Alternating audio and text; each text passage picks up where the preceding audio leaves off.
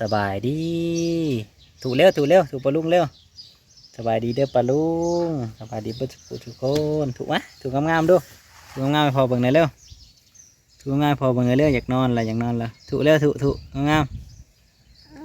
ถูกก่อนที่พาไปนอนดอกถูกก่อนถูกวันหนึ่งถูกงามเร็วถูกงามเร็วที่พาไปนอนดอกถูกก่อนนะคุณพอ2 คนให้น้องเลยถูกแล้วประท่านเนี่ยเลยครับอยากนอนแล้วจะมันจะขึ้นแล้วนึงบอเรื่องบ้านพี่น้องเอ้ยบอเรื่องบ้านเนาะสร้างบ้านเรียบร้อยสร้างเรียบร้อยแล้วสร้างตอนสร้างกระทาสีงามละเอียดงามกิ๊บ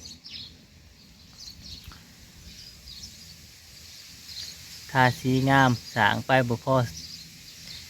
แล้วบ่พอ2-3บ่เท่าหิด2 ถิดเก่าเปิดบ่จักขี้เหงื่อบ่จักอีหยังพี่น้องเอ้ยบาทนี่จักสิแก้ไขปัญหาแนวใดมีแนวบุกลุกเพื่อนเฮาแล้วมีแนวบุกลุกเพื่อนเฮาอีกแล้วพี่น้องเอ้ยแก้ไขปัญหาแนวใดพี่น้องเอ้ยบอกแนวทางเฮาหน่อยเด้อสร้างบ้านก็ทำความสะอาดแบบงามแบบเก็บรายละเอียดเรียบร้อยหกอยู่คู่มือตื่นเช้ามาคำแรงมาเสียงสนั่นอยู่พี่น้องเอ้ยเดี๋ยวนี้นะโอ้ยเมื่อยเด้พี่น้องก็จะสงสัยว่าอีหยังเนาะเพิ่นว่าเสียงสนั่นอยู่แต่เศร้าๆพี่น้อยเพราะคนมาอยู่เต็มเบิดเลยนกกระจาบทำรังโอ้ยซะบ่เมื่อยเด้บัดมันบุกบ้านมาทำหน่อยเนาะนกลายเนาะนกลายเนาะนกลายนกมึกจักเสียอะไรมาทำรังมาเอาเฟื่องเอายังขึ้นสะเต็มอยู่แก้ปัญหาแนวใดพี่น้องบ้านสำหรับนกนะไหลมันแนวใดมันหลายมันเป็น100 200 300เสียงสนั่นในเทิงหัวนี่เต็มอยู่นี่มันอยู่ในต้นงิ้วเทิงหัวนี่เสียงนกแซวอยู่ลายเรียรอนี่ออกลูกกันสนั่นโอ้ยสร้างบ้านให้นกนี่บ่พากันโห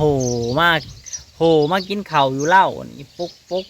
กันบ่ปกนี่มันเก็ดกินกว่าหอดหนูพี่น้องเอ้ยนกอันนี้เก็ดเข่าเก่งคันเฮาบ่ปกนี่มันกินเบิดอยู่ปีละ2 สอบ 3 สอบผู้เด้อถ้าเฮาปกก็ยังเบิดปีละเป็นสอบผมมันยังกินได้เสยเฮาจนปัญญาเลยเฮาจะเฮ็ดจังใดดีกับนกอันนี้นะมาอยู่บ่พอมาขี่ใส่เปื้อนโอ้ยเปื้อนเบิดเถือนหลังเป็นพุ่งลงมาเต็มพากันขนเฟืองคนยังเห็ดทางสนั่นอยู่โอ้ผู้ใดมีแนวทางดีๆก็แนะนำเขาหน่อยเด้อพี่น้องเด้อเดี๋ยวพาไปเบิ่งก่อนมันเป็นอะไรเซลเนาะก็สิบเสือเฮาบางคนสิบเสือเฮาไปเบิ่งน้ำกันไปพาปลุงไปเบิ่งนกไปลุกมาเบิ่งนกเนาะนกมันปลมเพื่อนเฮาเนาะอยู่กับท่านว่าน้อย2 คนสายนกอยู่สายนกมันเห็นในเฮือนทางอยู่สายนกนะขี้ดื้อเนาะนกกันเนาะทางเบิ่งเสียงสนั่นอยู่นี่เทิงต้นงี้อยู่นี่โอ้บินสนั่นอยู่โอ้ลังอะไรโอ้ลังออกไปแล้วเขาไปในเหล้าแล้วไปกินข้าวอยู่เหล้าลังออกมาโอ้มาสั่งนี่ตามหลืบตามซอกอันนี้โอ้ยเบิ้งขี้เหงื่อวะนะกูมาเห็ดนะปัดอยู่คู่มือถูอยู่คู่มือปัดอยู่คู่มือมันหลังคนมาเบิ้งมันคนมาอย่างหนึ่งมันเอามาเห็ดห้างอยู่ในดุมมาเห็ดห้างใส่เสื้อมึงดูพี่น้องแบบนี้กับมึงดูเอามาเห็ดห้างใส่นะโอ้สร้างบ้านให้นกบ่เนี่ยผัดเพิ่นขี่ได้บ่นี่พี่น้องสะอยู่เต็มเบิดถึงบุกลุกอย่าง เบิ่งดูเขานี่พี่น้องมันเก็ดนี่ข้าวเจ้านี่เอาลงมาไว้นี่คือมันเก็ดเก่งกว่าหอดหนูได้พี่น้องเบิ่งดูหูกองอยู่นี่หนกแกมึงดูความเก่งของมันนะเก่งเกินไปโอ้เซลอยู่เอ้าโอ้บินออกบินเขาโอ้มันเห็ดเขาเท่านี้มันกินเก่งกว่าฮอดหนูความเก่งของมันนั่นให้บ่นะนี่ไปแล้วโอ้เซลอยู่มีถึกซอกถึกลือคนนั่นเฟื่องเขามาโอ้ยคนมาเบิดเลยพี่น้องบ่ว่าจะเป็นเฟื่องเป็นหญ้าเป็นใบไผ่เป็นคนขึ้นมานะจนว่าเฮือนจนหกเบิดเบิ่งขี่เพิ่นได้บ่นี่ผมดูจับแล้วก็มาขี่ใส่ผมดูผมทางทีเฮือนฮักก็แล้วออกไปเพิ่นคนยังมาใส่เพิ่นมาขี่ใส่เต็มบ่แล้วแก่วันหาเนาะได้เนาะบัดนี้เนาะวันหาอย่างใหญ่เลยนกถล่มอย่างนักผู้ใดมีวิธียังก็บอกเขาเด้อพี่น้องเด้อบอกวิธีแก้ปัญหาให้เฮาแหน่กับนกนี่นะมันหลายปะโทลีหลายลีหลอนะอยู่ป่าก็ยังนำมาอยู่นำโหดอะไรพวกดูจับตำสายไฟนะโอ้วางสร้างมาเห็ดเนี่ยสร้างยิ่งเงินสร้างยิ่งถิ่มก็เป็น20-30ยังบ่เบิดแหงก็มาหลายโหอยู่ตามหลืบตามซอกอันนี้มีตะกี้พุ่นเพิ่นค้นขึ้นเนาะนกนะดื้อนะครับเนาะนี่เฟื่องนี่เอาเฟื่องขึ้นมานี่มึงดูนี่ค้นเฟื่องขึ้นมามึงดูค้นขึ้นมามันเหี่ยนะมันขึ้นเอาขึ้นไปตามซอกตามหลืบแล้วมันเหี่ยเบิ้งผู้จับเรียนกันอยู่อันนั้นบ่นับได้พี่น้องอยู่ตามต้นงิ้วมันเต็มอยู่ว้าแล้วโลดจังสิเพื่อนมันก็เก่าไปแล้วเพื่อนนกแต่บ่เป็นเพื่อนคนแค่แนวนี้โอ้บินสนั่นเดี๋ยวผู้ใดแก้ปัญหาได้เพิ่นก็ลองบอกกันเด้อพี่น้องเด้ออายุเด้อลูกเนาะไหลนกอยู่นี่เดี๋ยวประกันไหลนกอยู่ไหลก็มันก็บินขึ้นบินลงอยู่นี่แหละนกหลายนะลูกเนาะนกหลายนกมาเฮ็ดเฮือนแท้มาเฮ็ดทางสิเฮือนเฮาเนาะเห็นได้นกนี่มันสิจะกำจัดมันได้บ่เห็นได้นี่เนาะบอกวิธีเฮาว่าหน่อยเด้อพี่น้องเด้อจักสิเฮ็ดแนวใดมันสิกังสิกำจัดมันได้นี่นะแล้วโลดกันแนวนี้มาขี่ใส่ไล่เบิดนกนี่ไปนอนบ่ขึ้นไปนอนบ่ตากินนมนอนปะเป็นเถียงหน้าบ่อยู่กันกับลูกชายหลาคอยนกยังบ่พอพี่น้องยุ่งกับลายแต่ว่ายุ่งเนี่ยจะมีแนวอันนั้นอยู่เอากับใส่เอาไปใส่เดี๋ยวว่าเฮาเฮ็ดแต่ว่าจะไปเบิ่งวิธีแน่น YouTube นั่นแหละผสมยากันยุ่งแล้วเอาไปไว้ตามบ่องมืดๆตามซอกตามกันยังขี้ไข่อยู่พี่น้องยุ่งแต่ว่านกนี่จนปัญญาเลยซื้อเรดาร์มากลางมันก็ยังบ่ถือเรดาร์ว่ากลางมาหดหลีจ้อยหลีเขาเรดาร์รถโอ้แนะนำวิธีให้เฮาหน่อยเด้อพี่น้องเด้อผู้ใดมีวิธีดีๆกำจัดนกออกจากบ้านนี่นะสร้างบ้านหลังงามๆเพราะว่านกมาอยู่มันก็หกแล้วที่จังใดนี่นกมันอยู่กันหกนอนลูกนอนปะนอนเที่ยงหน้าปะกินนมนอนเนาะ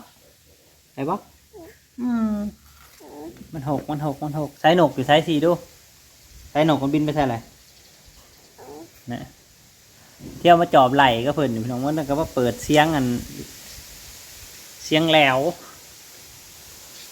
มันก็ย่านอยู่ตอนได้ยินเนี่ยมันก็ไปเลยกับมาอีกแก้ปัญหาบุตกเรื่องนกนี่คอมเมนต์แนะนำมาในเด้อพี่น้องเด้อขอคำแนะนำหน่อยเด้อ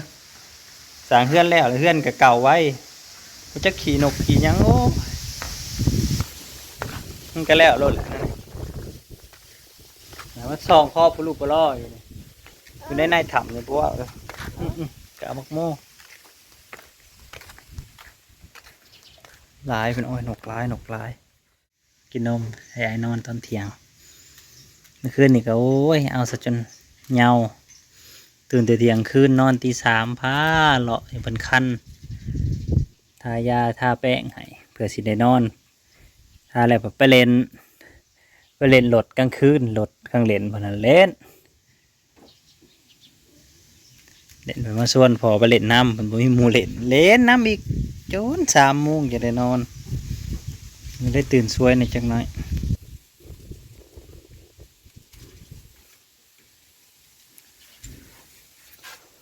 ดูเซลอยู่น้องมันเห็นยังแม่แน่ไหนบ่ล่ะเต้นกันเซลอยู่นะมันกำลังหาเฟืองนะฮะนะกำลังหาเฟืองจะหาเฟืองไปเรื่อยในทางมันเต็มเบอร์ไรนกกระบาดโถเต้นกันเซลอยู่นกกันนี่กระโพดเลยเนาะจอมเห็ดห้างเก่งโอ้ยศัตรูเห็ดห้างเก่งโพดเอาขึ้นจนว่าเต็มเบิดกิเฟืองขอคำแนะนำจากพี่น้องที่ว่าเคยแก้ปัญหาแล้วมันสำเร็จนะเกี่ยวกับนกนี่บดกระบอกอย่างมันเบิดดอกมันเบิดอะไรก็มันเบิดบ่ได้เห็ดบ่ได้ดอกแต่ว่าให้มันน้อยลงมันก็สิไข่กว่านี้อันนี้มันหลายเกินนะเอาจนแบบว่าเบิดแนวสิว่าคือกันมันหลายเกินไปชีวิตประจำวันอยู่กับนกสว่าแซวสร้างเฮือนแล้วเพราะว่านกมาอยู่คนบ่ท่านได้อยู่นกอยู่ก่อนล่ะโพดเบิ่งสร้างยิ่งมือละ4 มื้อละหาตายเป็น10เป็น20 30ยังบ่เบิดมันก็มาหลายนกกระจาบนี่สิได้ว่ามาเก่งกันเราก็ดีอ่ะเก่งซานเฮือนซานห้างเห็นเฮือนเห็นห้างเก่งค้นไม้ค้นเฟืองโอ้ยเอาทุกอย่างนะมันนับแต่ว่าผมมันเอาขึ้นเบิดผมบอกเป็นใหม่เป็นยังเอาขึ้นตามส่องตามหลืบนะเขาว่าเต็มอยู่เพื่อนหลังใหญ่นี่ก็เต็มอยู่ในนะในโกนนั่นเพดานน่ะเต็มอยู่มันก็เอาเขาได้เบิดจะว่าหาวิธีแก้ปัญหาอยู่เลยเนี่ยขอบคุณในไลน์ที่ก็มาหับส้มพี่น้องเอ้ยยังได้ก็ฝากบอกวิธีในเด้อพี่น้องเด้อกับนกอันนี้เขากับเบิดความอดทนกับมันอะไร